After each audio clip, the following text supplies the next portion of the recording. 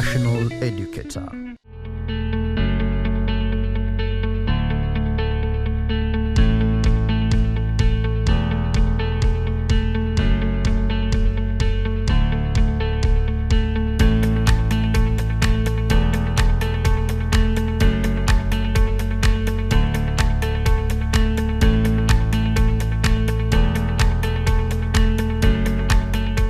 Hello learners, I am teacher Thaddeus Baluka, and today I'm teaching you chemistry form 4.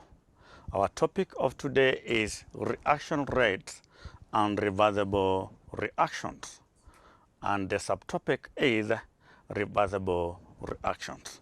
Let's look at the lesson objectives. By the end of the lesson, you should be able to define dynamic equilibrium. Explain how concentration affects the position of equilibrium. Let's look at by first of all understanding what is the meaning of a reversible reaction. And before I define that, I'm just going to give you a good example.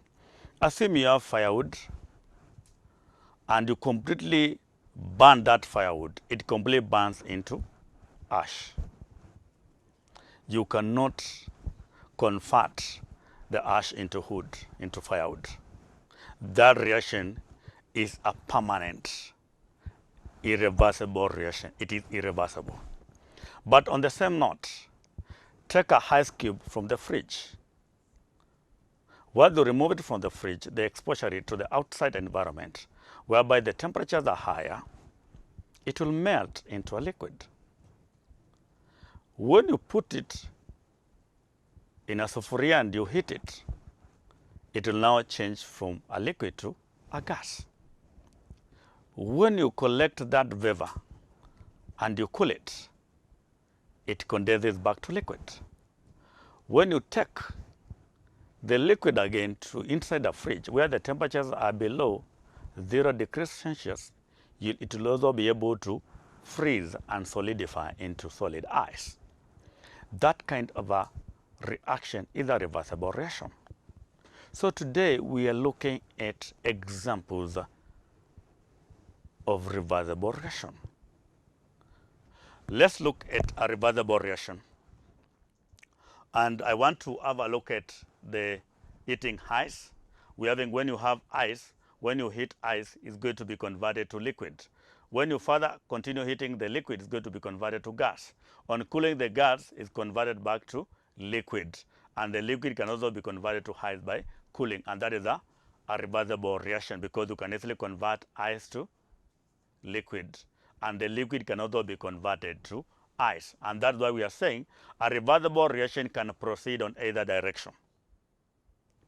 Let's look at an example on the screen. We're having ammonium bromide. Once you heat ammonium bromide, it's going to decompose to form ammonia and hydrogen bromide. It's going to decompose to ammonia and hydrogen bromide. The hydrogen bromide and ammonia on cooling can recombine to form the original hydrogen bromide. By convention, we'll treat the substances on the left as the reactant and the substances on the right as the product.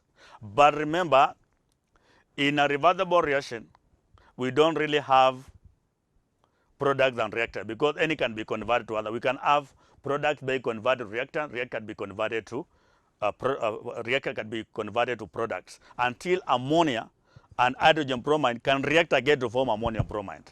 At that point of a reaction, the ammonia and hydrogen bromide are reacting as the reactants. But by convention, we always treat the substances on the left as the reactant and the substances on the right as the products.